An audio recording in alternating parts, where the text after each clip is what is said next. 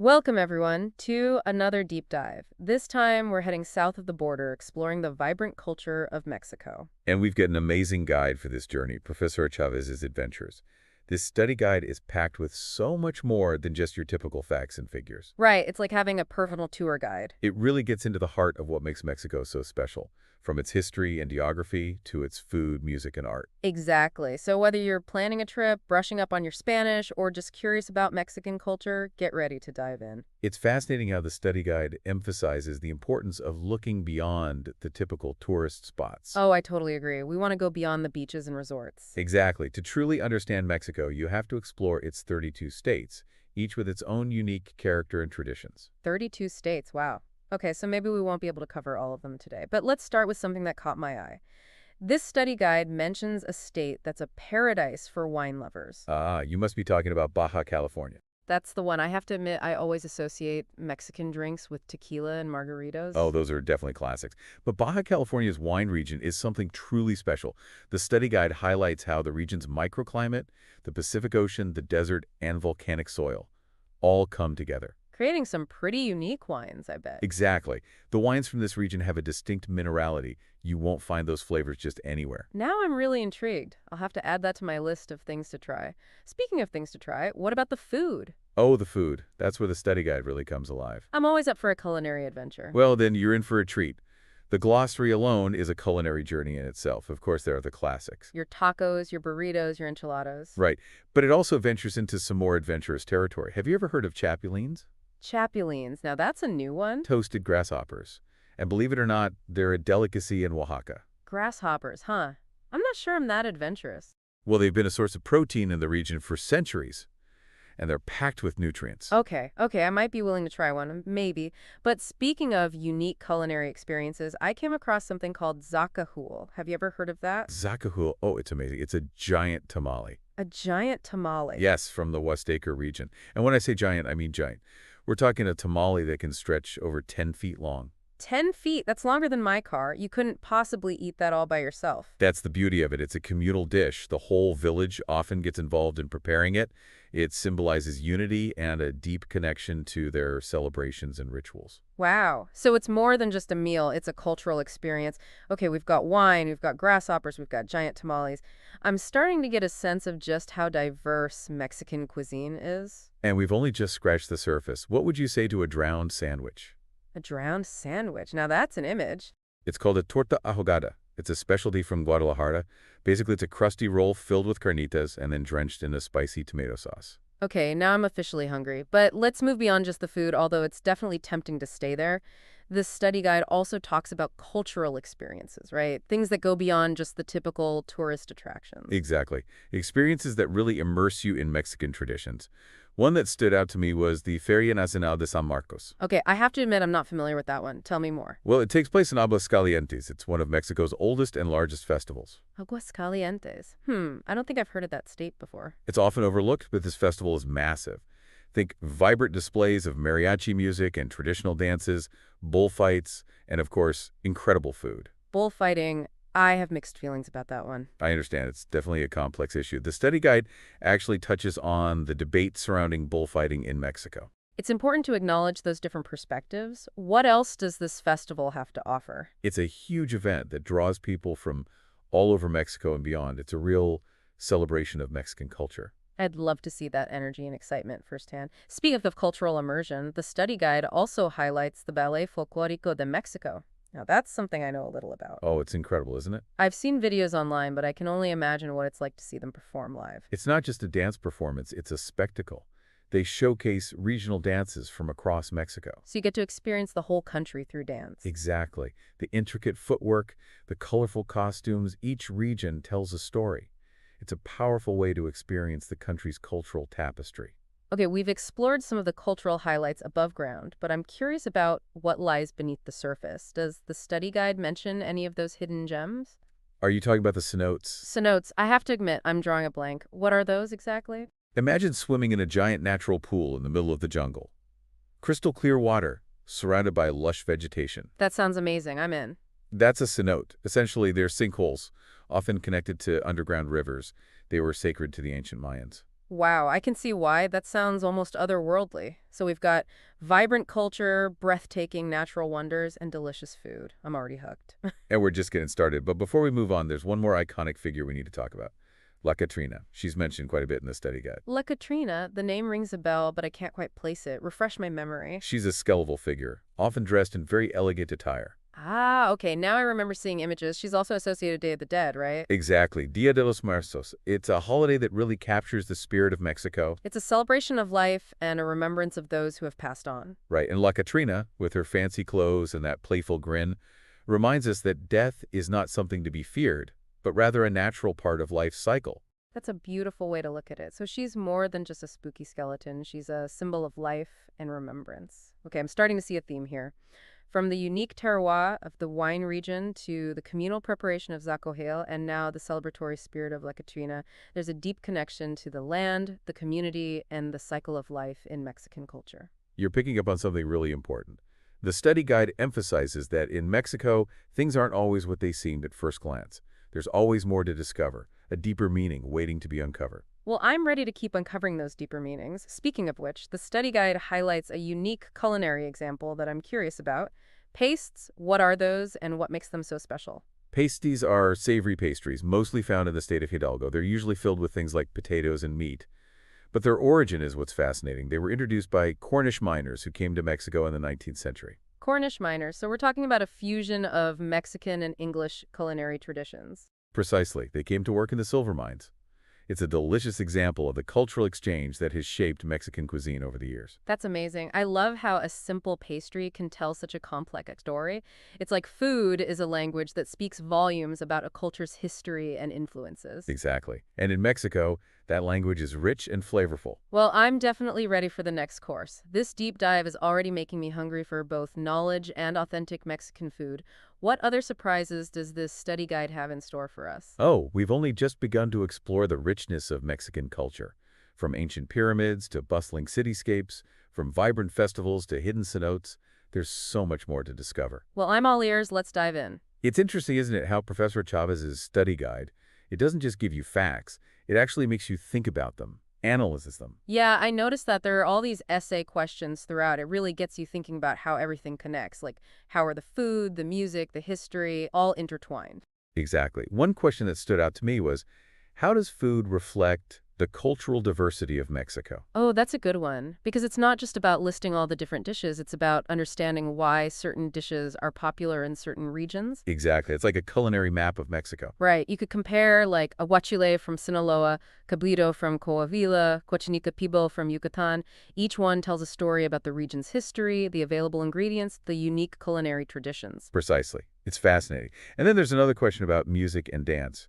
How do they help preserve cultural identity? Think about banda music from Sinaloa. Oh, yeah. Or the danzón in Veracruz, or the mariachi, of course. They're living expressions of cultural heritage, passed down through generations. It's not just entertainment, it's a connection to the past. And speaking of the past, there's a question that asks us to compare different archaeological sites. Now, that's something I'm really fascinated by. Me too. And Mexico has some truly remarkable sites. What are some that stand out in the study guide? Well, if Profesora Chavez is looking for adventure, she could head to Teotihuacan. Teotihuacan with those massive pyramids, right? Exactly. Just outside of Mexico City. It was one of the largest cities in the ancient Americas, and we still don't know that much about the people who built it. It's like a giant mystery waiting to be solved. And then there's Chichen Itza in Yucatan. Oh, yes, with that incredible pyramid of Kukulkan, the one where the serpent shadow appears during the equinoxes. Precisely, a testament to the Mayans' astronomical knowledge. It's amazing to think about the precision and the ingenuity of these ancient civilizations. Both Teotihuacan and Chichen Itza are UNESCO World Heritage Sites, right? They are, which shows just how important they are. And comparing them, their architecture, their religious practices, their social structures, it reveals so much about the diversity of Mexican history. It's a reminder that Mexico wasn't just one monolithic civilization. It was a melting pot of cultures, each with its own unique story to tell.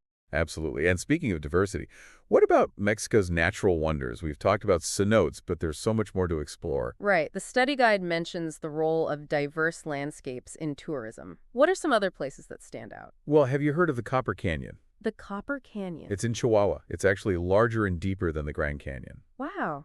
I had no idea.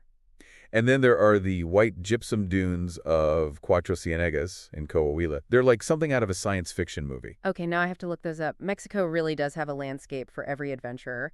What about some of the specific attractions that the study guide mentions? Well, one that caught my eye was the Cosmo Vitral in Toluca. The Cosmo Vitral. It's this incredible botanical garden housed in an Art Nouveau building. Okay, that's an interesting combination. And the walls of this building are covered in massive stained glass murals. Stained glass, I love stained glass. The play of light and color is breathtaking. I can imagine. What about the Macro Plaza in Monterrey? I've heard of that one, but I don't really know what it is.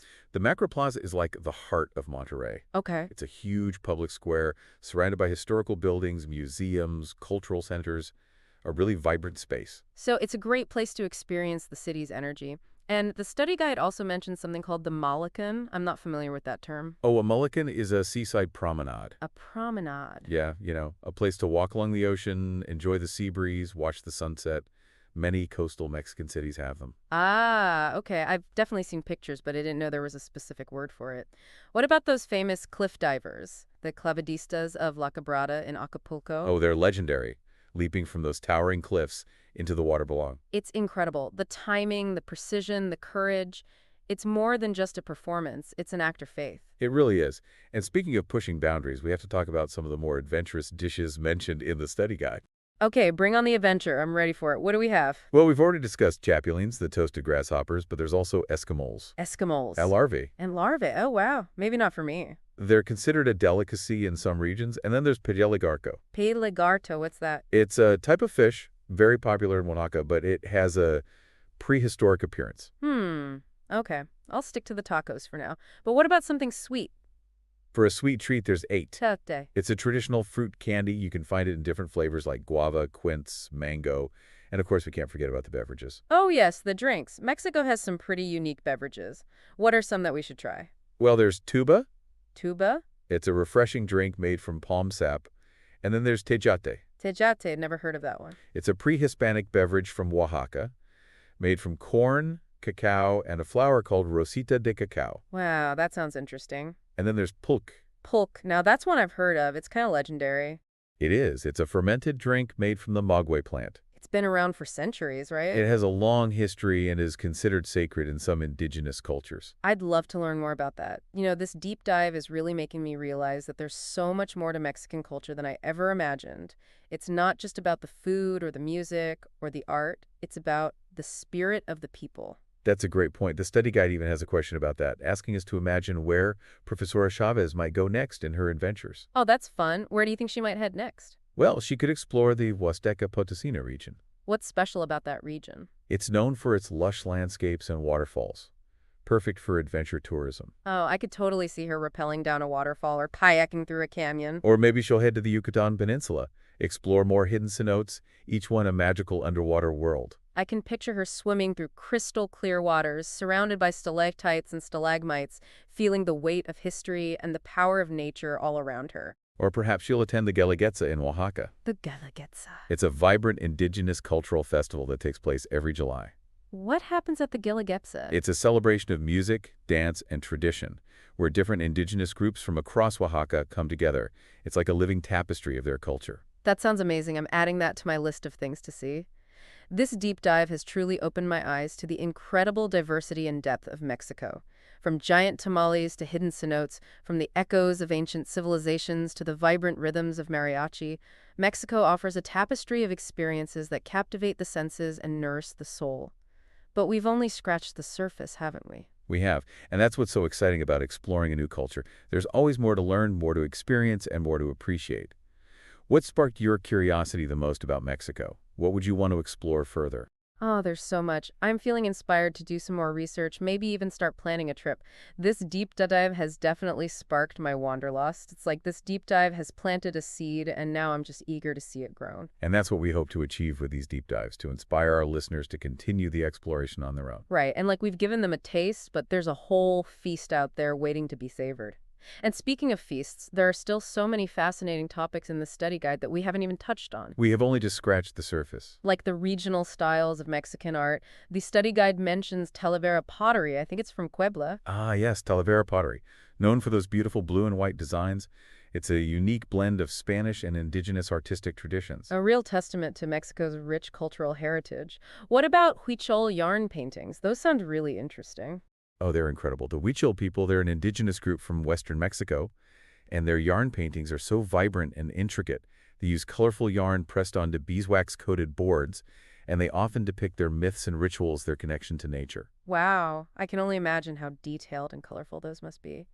And then there's the music. We talked about mariachi and danzón, but there are so many other genres to explore. The study guide mentions norteña. Norteño music, oh, it's so lively. Very popular in northern Mexico, it features the accordion and the bajo sexto. The bajo sexto, what's that? It's a 12-string guitar. Norteño music is often associated with celebrations and storytelling. It sounds like it has a lot of energy. What about charana? I've never heard of that one. Jarana is from the Yucatan Peninsula. It's played on a small guitar-like instrument, also called a jarana, often accompanied by singing and dancing. Wow, it seems like every region has its own unique sound, its own rhythm. And of course, we can't forget about all the mouth-watering dishes we haven't had a chance to try. The study guide lists so many. Enchiladas mineras, panuchos, tamales de chiquilin. Each region with its own culinary treasures reflecting the diverse flavors and ingredients of Mexico. It's really a foodie's paradise. I'm already making a list of everything I need to try. But beyond the food, the music, the art, what really stays with me is the spirit of Mexico. The warmth of the people, the vibrant celebrations, the deep connection to history and tradition. It's something truly special. You're right, it is something special. And I think this deep dive has captured that essence beautifully. It showed us that Mexico is more than just a destination. It's a journey, an experience, a feeling. A place where ancient traditions meet modern life, where diverse cultures blend seamlessly, where every corner offers something new to discover. So, to all our listeners out there, we encourage you to keep that spirit of exploration alive. Whether you're planning a trip to Mexico or simply adding it to your bucket list, remember that adventure awaits around every corner. And who knows, maybe you'll even stumble upon a hidden gem that Profesora Chavez missed. Until next time, keep diving deep, keep exploring, and keep those adventurous spirits soaring. A STOCO2FD.